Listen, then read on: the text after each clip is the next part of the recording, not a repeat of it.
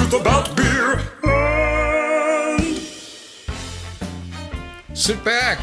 Crack open your favorite brew, pour it in your frosty mug. Hey, and join us for the next hour or so. I'm Keith Davidson. And I'm Papa Joey Stay. And we're your hosts for The Truth About Beer and... Yeah, we're a podcast and YouTube channel where we get to talk about all the crap that we're interested in. And best of all, you get to do it while sharing a brew amongst friends. Yes, and we're so excited about today's episode. Yes, we are. We really hope you enjoy it. Cheers. Cheers. Episode 5. Episode 5. Truth About Beer and... Dan Davidson. All right. Well, we always toast to our Absolutely. episodes. We toast. All right. Here we go. Take a drink, obviously. Sure. It's cold. That's a good way to start. That's a good thing. That's a very good thing. Yeah.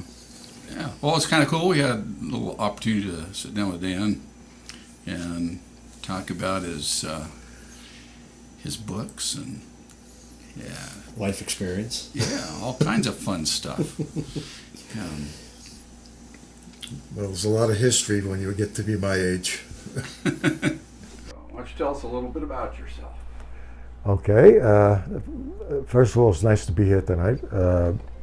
My name is Dan Davidson. I was born in New York, as you can tell, I'm sure. Actually, I was born in New Jersey because my mother went to visit some relatives, and I was a week early getting here, so I wound up being born in New Jersey, Jersey City, New Jersey. But I lived most of my young life in Queens, New York, Sunnyside being the city I lived in. I lived there, I guess, up until I finished 6th grade. So I have a lot of fond memories about that time too. It was a different time then, the 1950s, the early 1950s. Kids could actually stay out at night late in the summer and play outside till 9 o'clock without worrying about things going bad. And it was nice. The school system was nice. It was different than today because the technology wasn't there then as it is today. So instead of kids hanging out in the house all the time playing their little games on their iPhones, we used to go outside and spend as much time as we could after school doing different things. And we used to have what we call seasons back then. And I'm sure some of the people, if they happen to be watching that at my age, will know what I'm talking about. For instance, we had a water pistol season, yo-yo season, a bicycle season, roller skate season, a baseball card season, things like that. So there was always something to do. We focused on that agenda for a few weeks, and then we went on to something else. So that's how we stayed out of trouble most of the time. Anyway, going on past the 6th grade, we moved out to Long Island in early 1955, and the year that the Brooklyn Dodgers finally won the World Series, and they happened to be my team at the time. That's why I'm mentioning it. And we moved out to Long Island, and it was a different lifestyle out there than it was in Queens. Queens being a city-like atmosphere, and Long Island being more country-like. And it was, like I say, it was different, but it was nice. It was quiet. I moved to a small town called Farmingville, and a very small population in the wintertime. The summertime, it kind of quadrupled because back in those days, people that lived in big cities would tend to own summer homes, as they called them, out in the suburbs. So every time June came around, as soon as school went out, everybody moved back out to Long Island. So in the summer, like I said, the population at least quadrupled. So again, I enjoyed my teenage years out there because it was different. We again didn't have a lot to do unless we were creative. We walked everywhere, whether it was 1 mile or 20 miles, because nobody had a car back then. And so we hitchhiked too, which you can't do anymore either. And we went from town to town and stuff. And summer was the best time because we had a lake nearby that we went to in the summertime in the daytime. And at nights we had summer parties, we call them record parties. I'd listen to 45 records. I don't know if anybody knows what a 45 record is, but back then we used to play them and dance to them and have a good time.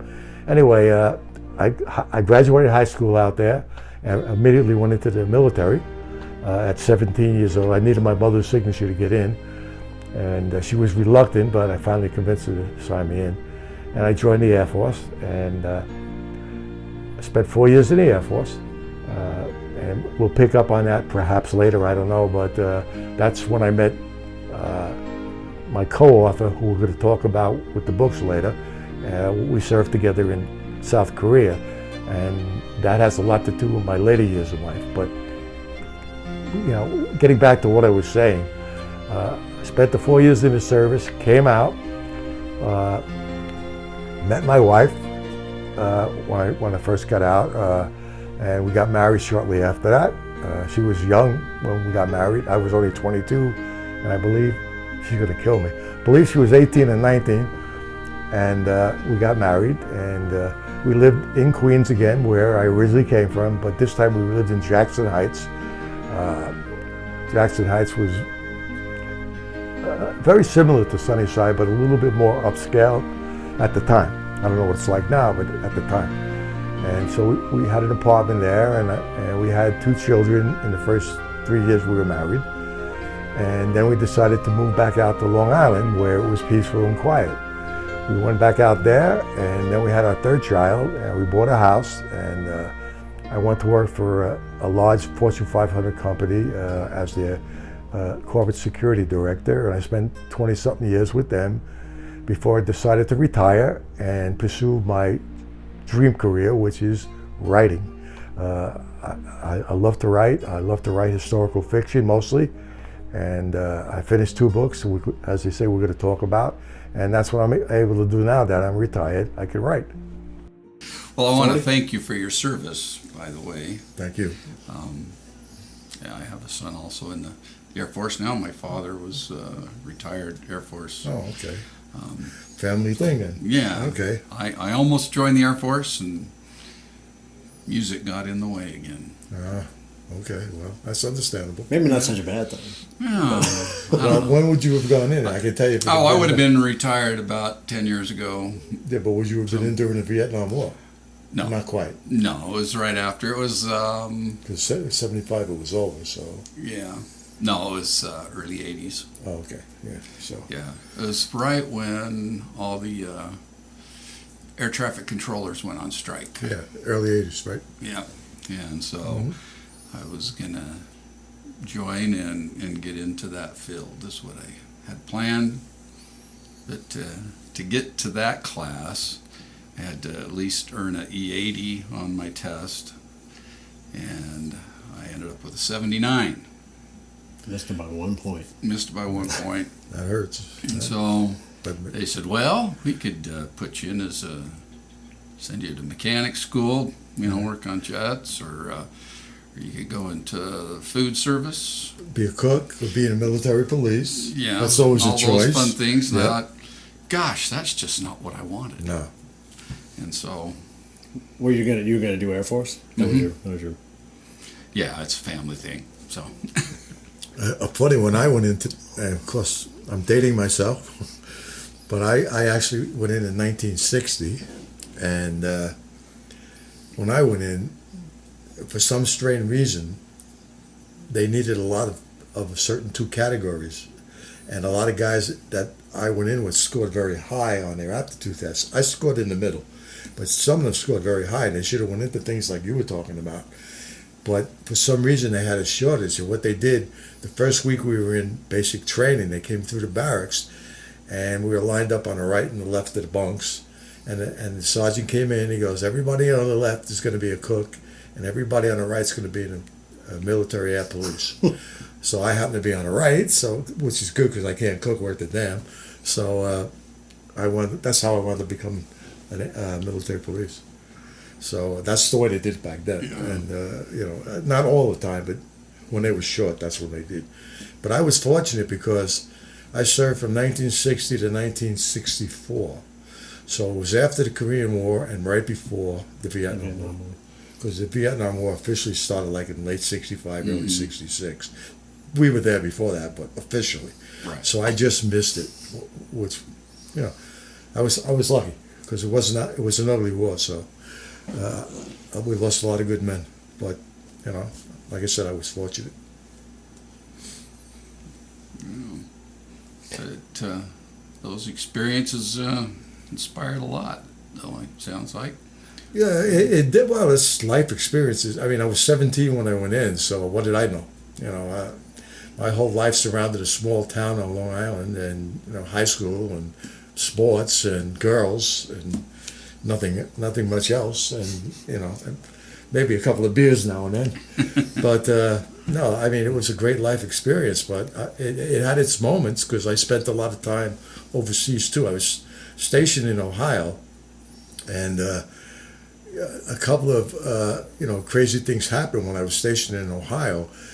In 1962, I'm sure everybody's heard of the Cuban Missile Crisis under President Kennedy, and I happened to be serving in Ohio at the time, and we got the alert, and we were told we were going to a warm climate, so bring all your summer tropical uniforms and clothes. So we got into a C-47. I guess there must have been 80 air police at the time. We were going to. The rumor was the Bahamas somewhere, and we were flying for hours and hours. And the first place we landed from Ohio was Maine, the state of Maine. I can't remember the actual city, but we landed at the air base there, and it was like snowing and freezing. This was in November or October, I forget, late October. And we said, this doesn't look like the Bahamas. Definitely wasn't the Bahamas. And we refueled there. We got back in the plane. I said, well, maybe we're going to do a U-turn now. We'll go back. I don't know. Well, make a long story short, we wound up in Goose Bay, Labrador.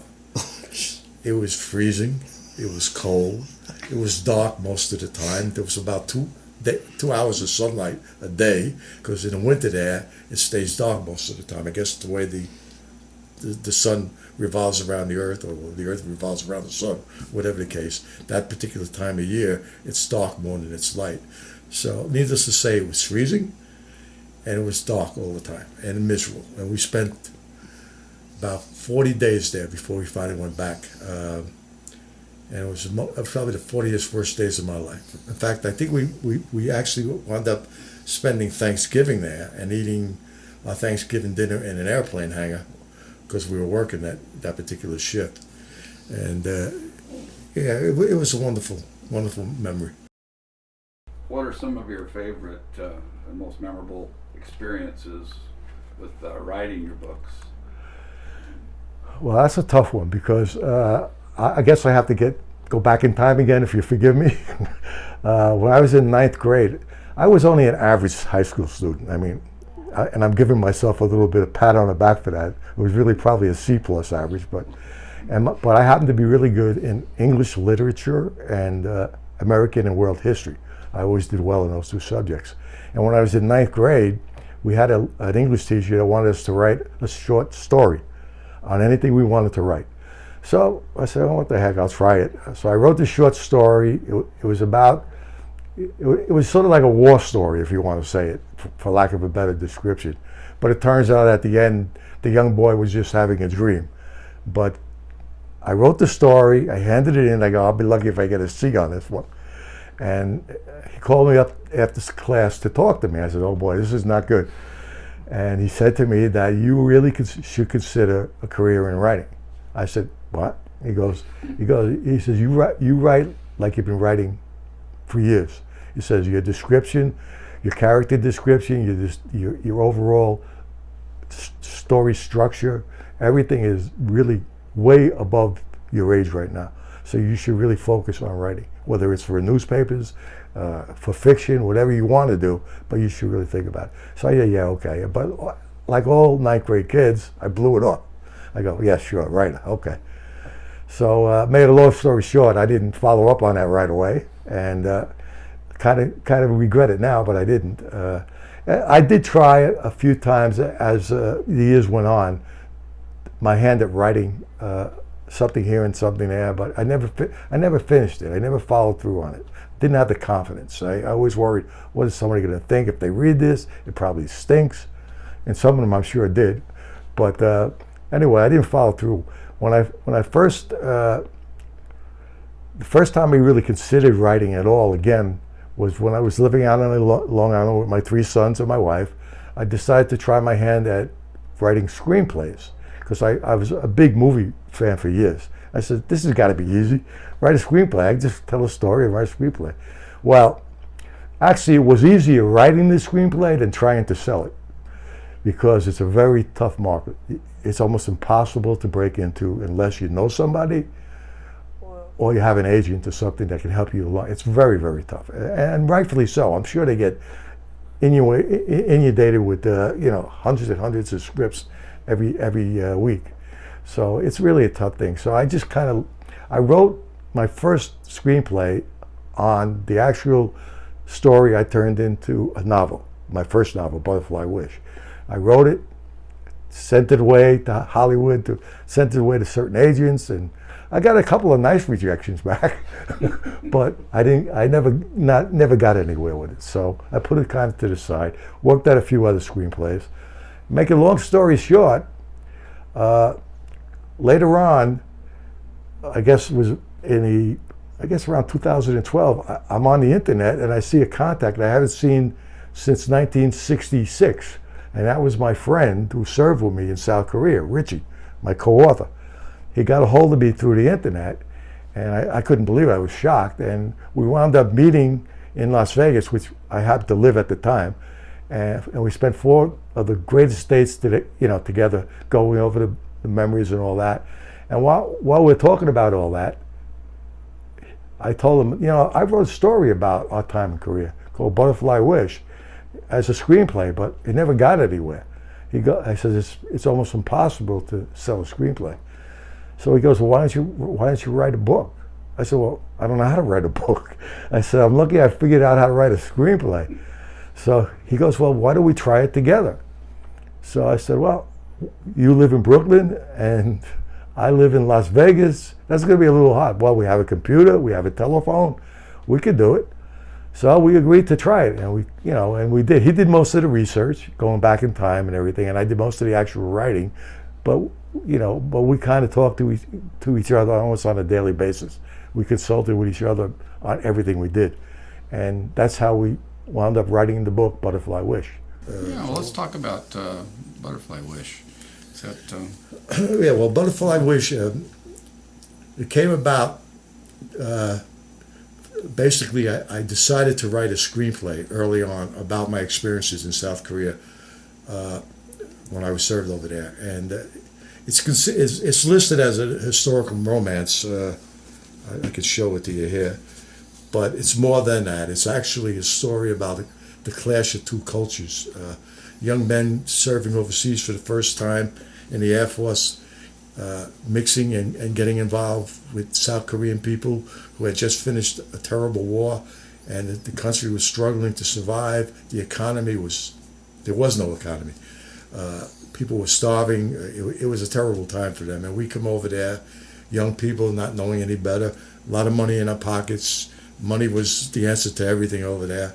So there was a lot of mixed emotions and a lot of bad feelings at times from the South Korean people. Understandable. Now that I'm much older, I understand why they felt the way they did. Us being young, we had no clue what was going on. We took advantage of a lot of things. But I learned a lot from that. So I decided, I need to tell this story. So when I came home, years later, I'm talking about years later, I sat down and wrote a screenplay, Butterfly Wish. And I tried to capture everything I could remember about the good and the bad and the ugly over there. And tried to be honest with it, but of course I couldn't use real names and characters and incidents because it was fiction. So I used what I did see and experience over there as a background for the story itself, which is fiction, but there's a lot of truth to it. Anyway, I wrote the screenplay, I sent it out to Hollywood agents, to producers. I tried everything I could to get it sold. Now, I mean, of course, I wrote it, so I thought it was great. The impression that they may have gotten was not quite the same, but actually, in reality, it's very hard to sell a screenplay if you don't have an agent or you know somebody in Hollywood. Very hard. So anyway, I put it on a shelf because I couldn't sell it.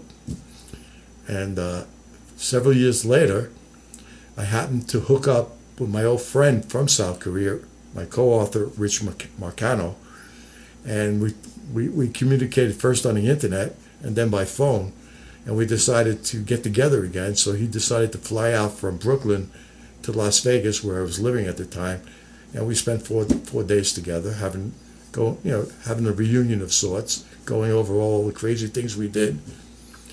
And I sometime in that process, I let him know that I had written a screenplay about it called Butterfly Wish, and I tried to sell it, but it didn't go too well. So he said, "Well, why don't you try writing a book?" And I said, "Well, I can tell you why I don't try writing a book. I don't know how to write a book. I've never written a book in my life." So he said to me, "Well, why don't we try writing one together?" So I said, "Well, you're in Brooklyn and I'm in Las Vegas. That's going to be a little hard to do." He said, "Well, we have a phone and we have a computer. We can talk every day and we can get it done." So to make a long story short, that's what we did. He did most of the research. I did most of the writing, but we consulted with each other every day on every page of the entire book. And finally we got it done. And we were very proud of it. And we think it's a good story. In fact, we know it's a good story. And it's hard-hitting. It doesn't pull any punches. Some people may be offended by some of the things in it, but it's reality and it's what happened. And it's considered a historical romance, but again, I say it's more than that. It's about people, and it's about how people handle themselves under duress conditions and how young people learn from their mistakes as they move on in life. And there's a lot in it that goes beyond just romance, but there is a romance in there, and it's a doomed romance from the beginning, because it's a biracial romance that just doesn't work out well. And again, it's moment to moment. Things change in the story, but it continually shows you all the challenges and obstacles you can go through as you mature in life, and the hardships that you experience and witness other people experience, that helps you to become a better person. So why Butterfly Wish? Well, that's a good question. Butterfly Wish, I toss titles around for, if there's any authors listening out there, you know what I'm saying when I say you sit down and you can come over 100 titles before you get the one that you're comfortable with. Butterfly Wish came to me because of the experience I had over there. Almost near the end of my tour, when I was with a girl over there that we were having a relationship, and I was telling her that I had to go back to the States, and so we spent the day together, and we spent most of it on the base, and we were sitting on a bench talking, and she was upset and I was upset, and for some reason a butterfly, don't ask me why, landed on I believe my arm or my shoulder, and I went to shoo it away, and she told me, "Don't do that." She says, "Butterflies are good luck." He says, "You should whisper a wish to the butterfly and it'll come true." I go, "What?" And she said, "Whisper a wish to the butterfly and it'll come true." So I said, "Sure, why not? I got nothing to lose." So I leaned over to do it, and the butterfly took off. So that's where we came up with the title Butterfly Wish. It was actually something that did happen. And I didn't get a chance to actually make the wish, but, I'm not going to share with anybody what that wish would have been, but the point is, I didn't get to do it anyway. Well, that's cool. So have you wished on any other butterflies that you've had opportunities to do? That's so? a good question. Okay. No, but I do treat it as a lucky charm, and I bought my wife a couple of pieces of jewelry with butterflies on it, because I do believe butterflies are a positive symbol. So that's a good question. But no, I have not wished anything.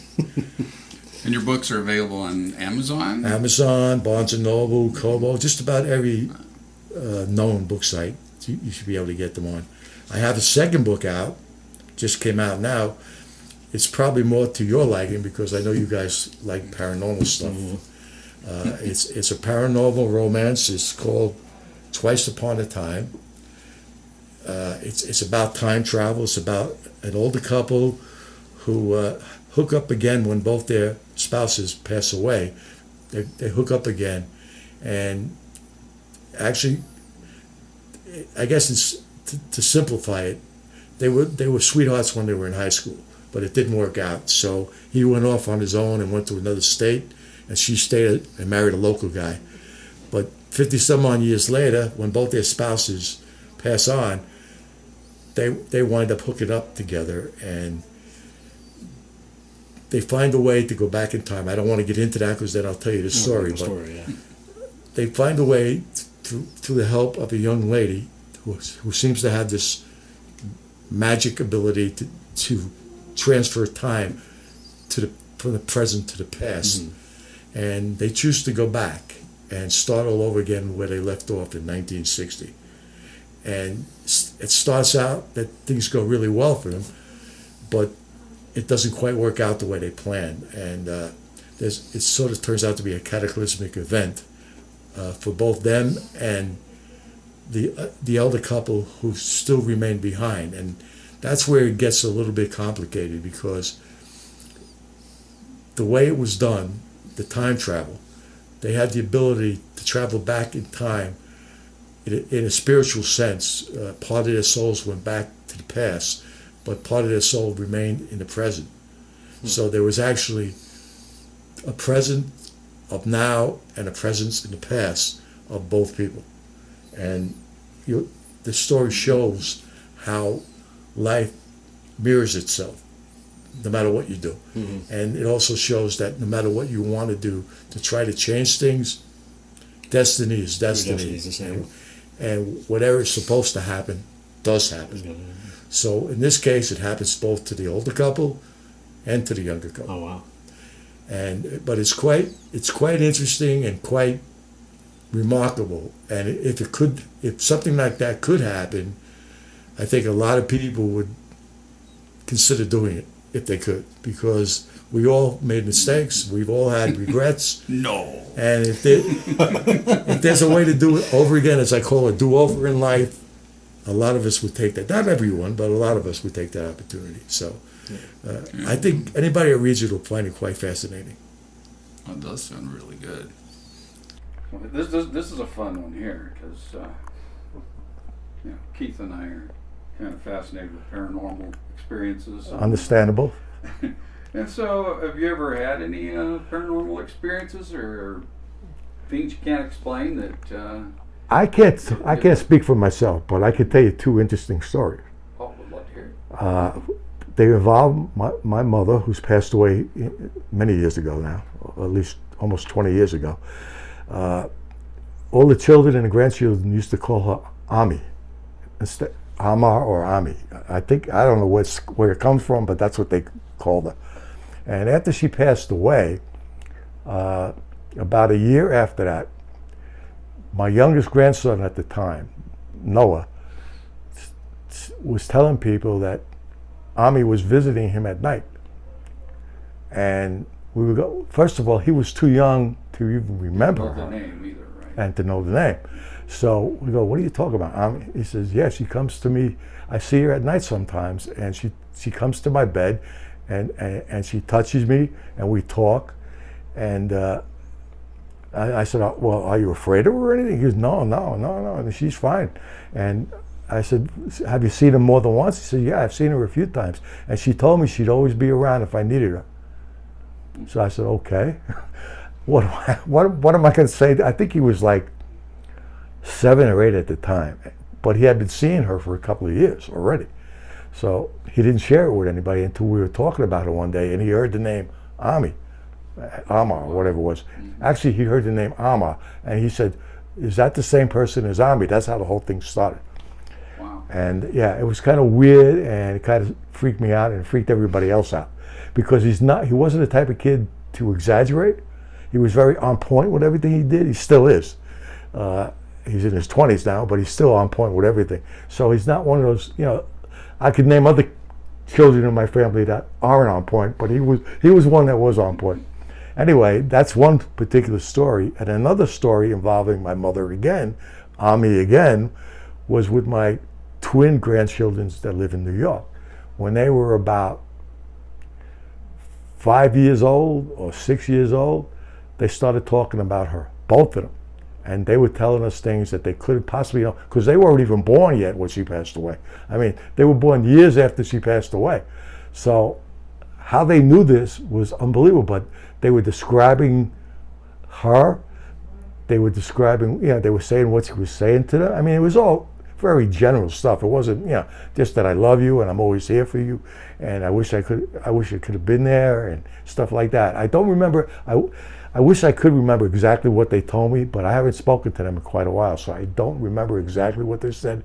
But it was enough to make me wonder, could this be? I don't know. I mean, they never even saw her. Never saw her, and their mother didn't know her, really, I mean, to call her on me or anything. So the only one that could have possibly ever said anything to him was my son, because he grew up, of course, and he knew her, but he said he never mentioned that at all, or to them at all. He didn't know even how they knew it, and because he was flawed too. And he said they don't even know a picture of her, and it was very convincing the way they said it and what they said. That, I mean, they believed what they were saying, and it wasn't like rehearsed. It wasn't like somebody told them what to say, because they were both speaking at different times, but they were saying the same thing in different ways. It still came out the same way. You know what? It wasn't like exactly what she was saying, he was saying. One's a boy, one's a girl. So he was saying the same thing, but in a different way than her. So it kind of freaked me out. So I kind of think it might have happened. I believe that. It's possible. Anything's possible. Anything's possible. But I haven't seen any myself. I haven't seen any, if you want to call them spirits or ghosts or whatever they call them today, I don't know. But I haven't seen any. But I think personally, if there's anything out there, which most people seem to think there is, I don't think they're bad things. I think they're good things. I really do. I mean, there might be some people that are still searching for something, but I don't think there's any boogeymen out there, as we say. I really don't. I think it's just spirits that are restless and trying to find themselves and stuff like that. So I don't know. I found it interesting after my mom had passed away that I have a sister that's, I'd say she's pretty intuitive, and she said that Mom had came to her shortly after she passed, and I'm not going to say what religion we are or whatever, but she came back to my sister and said it's not what we were taught. Says it's just love. And when you think about the two biggest emotions, and that's love and hate, and those are energies that do permeate our beings. I think that's an energy that doesn't go to the grave. I believe that energy lives on, and that's where I kind of find a little comfort, just knowing that wrap myself in that higher power of love. Yeah. And it's not quite as scary. Well, when we did the paranormal episode too, we brought up the point that what you are in life is what you are in death. Mm-hmm. So it kind of brings up that point that if you're an evil person in life, then that's the energy that's going to remain around when you're gone. If you're a loving person, then that's what's going to remain, after you're gone. Mm-hmm. When you come down to it, though, and I appreciate what you just said, Joe, because that's got a unique take on death, but it's possible. It is possible that you could be right about that. The thing is, we don't know, and everything is speculation. I mean, we have people that believe in reincarnation. Now, I've thought about it, and some people think it's silly. I'm not going to come back as a butterfly, but it's more than that. It's about your soul continuing on and on and on, moving from one body to the next body.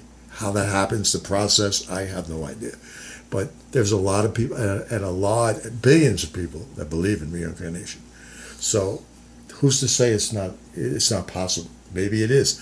I did some deep thinking and research on it when I was working on one of my books. This hopefully will come out in the next couple of years. It's called The Soul of Juby Walker. It's about reincarnation. It's about a young boy that believes he's the reincarnation of a soldier during World War II. And it's quite interesting what he goes through the entire story. But as I said, I did a lot of research on it, and there's been a lot of cases of young people knowing and talking about another person and knowing things about them that they just shouldn't know. I mean, complete strangers from 100 years ago. And this young child is telling their mother and father that this was me, and this is what I said, and this is what I did. And the parents at first kind of blow it off like, well, he's a kid, what does he know? But then as it continues on, they start checking up on things, and they realize that this kid knows about this other person, and those things he shouldn't know. And how does he know that? And how did he find out about these things? He's only 6 years old. He barely reads. How does he know all of this? Mm-hmm. How does he know these places? We never told him about these places. So you can speculate and say it can't be, it could be. I don't know. It's just another possibility. Reincarnation, who knows? I don't know. I just believe that we have a soul, and I believe that soul continues on in some way or another with an energy.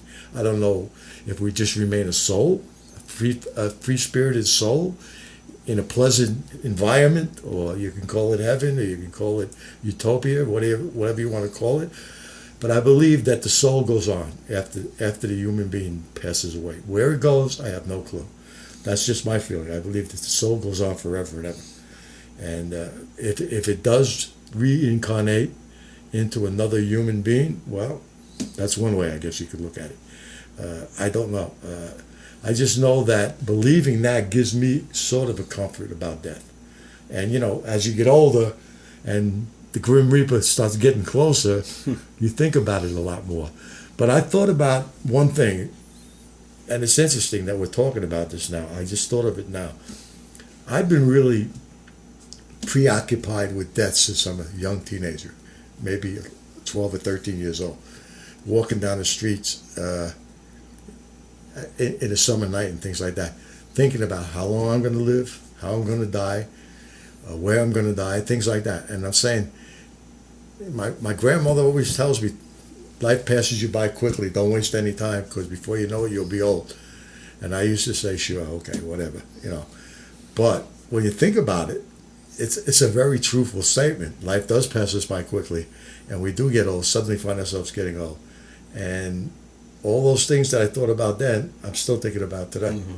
So I guess it's true that human beings are always thinking about the end. Thinking about their own mortality, knowing that eventually their life is going to end. Well, that brings us to the last question in here, and that's where do you see yourself in regards to any future books past the...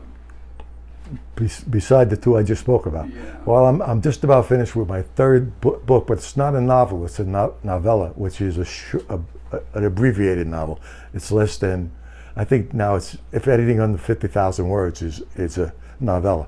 So it's a novella. It's about Christmas time. It's a story about Christmas with a family, but it's a little bit different than your Hallmark Christmas shows.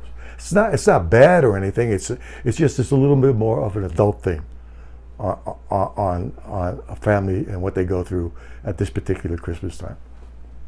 So I'm almost finished with that, and I have several other books either halfway or almost completed, but the reason I have all this is for all the screenplays I wrote. I converted them all into novels. So I was ahead of the game when I started writing these. So I have like at least, I guess, safely 7 or 8 other books that... The question is, do I make it until they get all published or not? That's the question. because at my age you're fighting Father Time, so to speak, and we'll see. But yeah, I have hopes for quite a few more stories to go out there. In fact, I have one that I'm working on. That's another paranormal story. It's about reincarnation. It's a young boy that believes that he was once a soldier in the Second World War, and it's a very strange story, but a very interesting story. It's called. I have it tentatively titled "The Soul of Juby Walker," but we'll see. I don't know if that's going to be. Yeah, I don't know if that's going to be the final title, but so I do have a lot of hope for a lot of projects, but we'll take one day at a time. There's too much of this stuff going on for it to be totally nonsense. There has to be something to it. What it is, I don't know. But each time I write a story, and by the way, I'm not a big fan of paranormal and time travel and things like that. I usually write strictly historical fiction. But this story came to me, and I couldn't shake it for a long time, twice upon a time, about this couple that travels back in time and lives two different sets of lives. I just couldn't shake it. It kept at me and kept gnawing at me. And my wife kept saying, why don't you write it? I said, I don't know how to write this stuff. I don't like this stuff. I like historical fiction. I have much more of a feel for that and much more knowledge of it. I said, I don't know what I'm doing when it comes to paranormal and time travel. I think it's all hocus pocus. And she said, well, you should write it. So I did. As I said, I wrote the screenplay first, and then I turned around and turned it into a novel. After writing it, I said to myself, my God, who's to say this couldn't happen? There's so many possibilities in the world. Who's to say this couldn't happen? The same thing with the reincarnation story that I want to tell. Who's to say it hasn't happened before and won't happen again? I don't know. I mean, there's just too many possibilities to say it's impossible. You can't use the word impossible. Maybe improbable, but not impossible.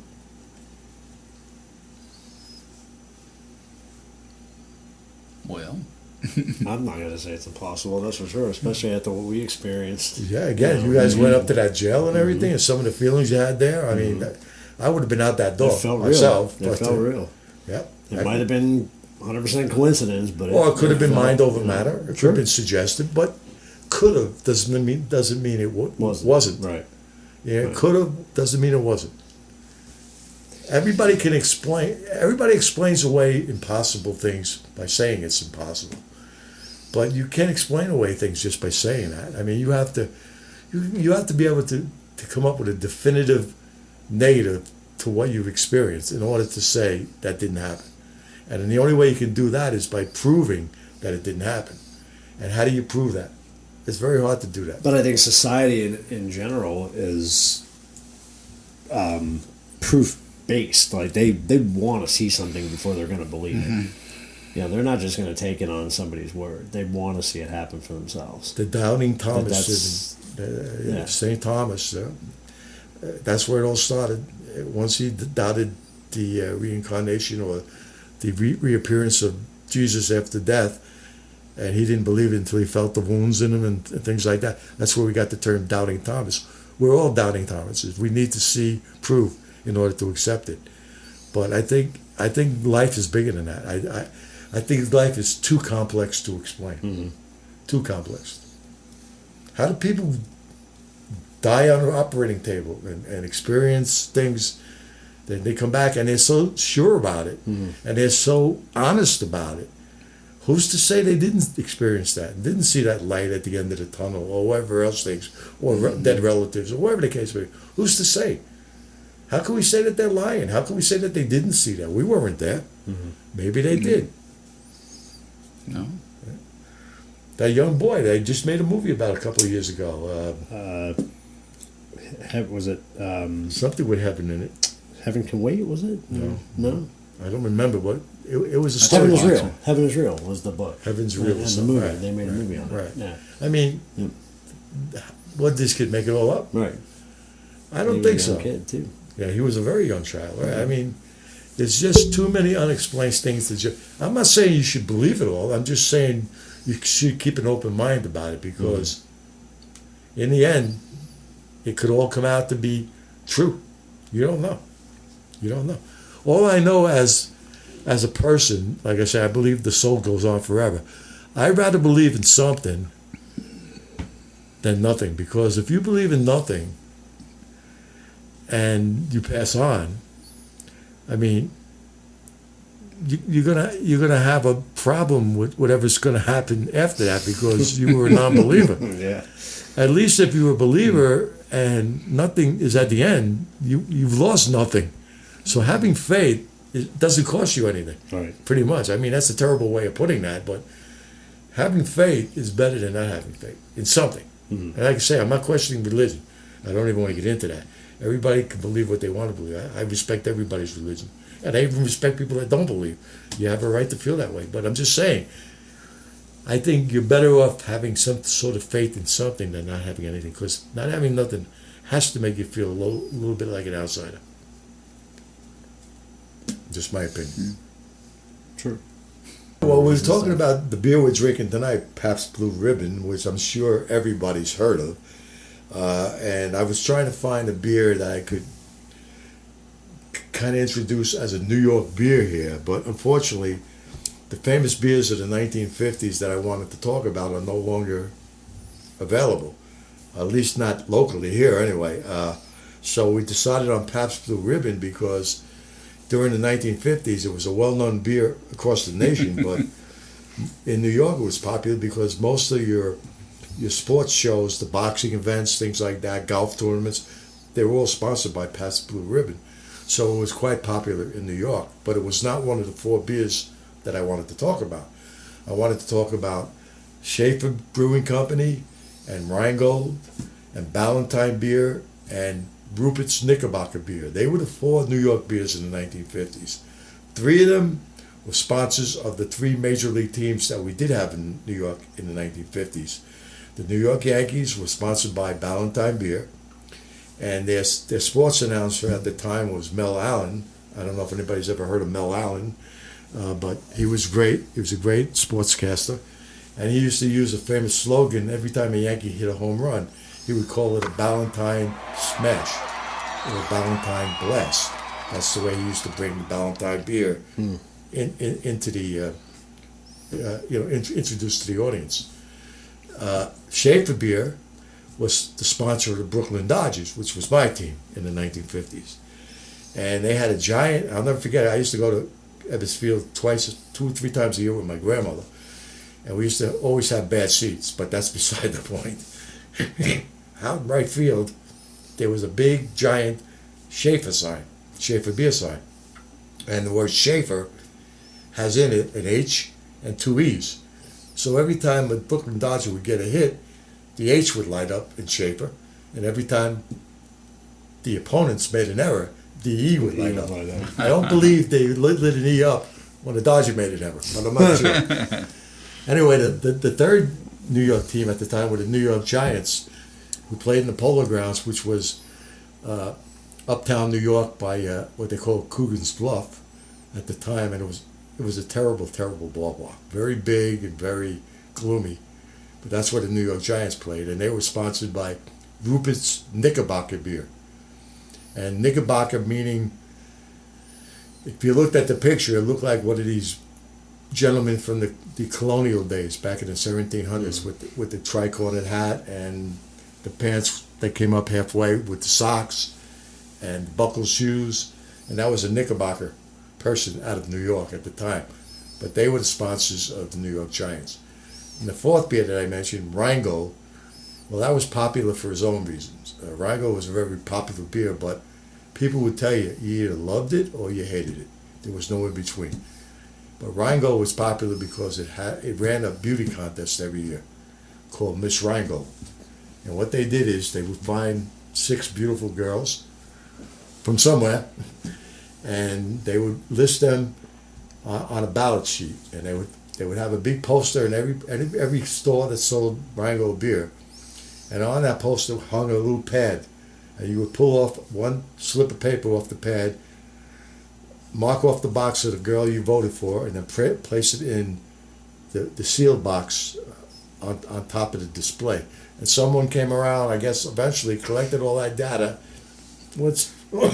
Excuse me, went somewhere with it, counted all the ballots, and then they decided who was Miss Wrangell for the year. And there actually was some famous people that won Miss Wrangell. I believe one or two went to Hollywood and became actresses, not big name actresses, but actresses. So anyway, that's why Wrangell beer was popular, because they were known for the Wrangell girls.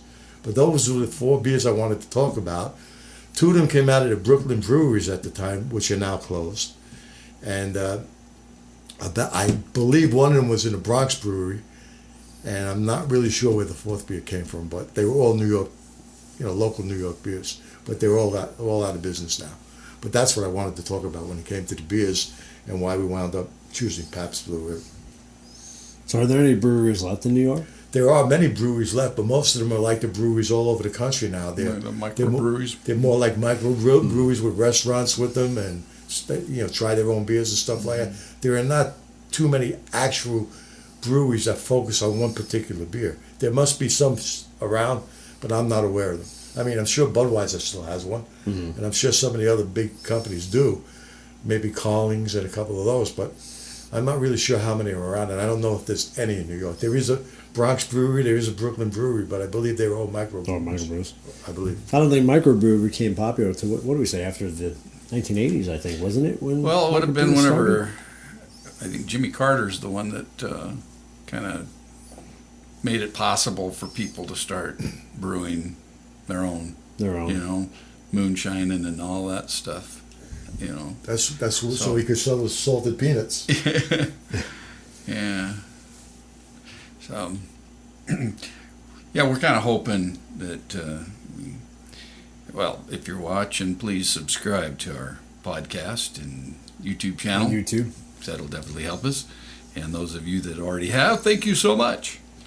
Because we have lots of plans for this channel, and one of those ideas is for Keith and I someday to be able to go do a little tour of some different breweries around the country and do some shows some interviews, from there, which would be a lot of fun. Start with Colorado. It's closer. And usually when you interview beer drinkers, you'll get some interesting comments back. Mm-hmm. Yes. Now you're also on a new radio station too, correct? iHeartRadio. iHeartRadio. Yep. Okay. Yeah. So find us on iHeart, Spotify, Apple Podcasts, TuneIn Radio. And of course, we have our website and Facebook. So we're on Yeah, those. and of course YouTube. Why does it feel like I'm missing one? No, I don't think you are. Google. Do you have us on Google Podcasts? Google Podcasts, yeah. Yeah. Yep. That's a popular one. Yeah. Mm-hmm. I know the iHeartRadio is very popular. That I do know. You say iTunes? You did say iTunes. I did say Okay. iTunes, yeah. No. I think I did. Yeah. Well, if you didn't, it's iTunes. Well, all right. That's the truth about beer and Dan Davidson. As far as we know. Till next time. Until next time. Yeah, Cheers. Cheers.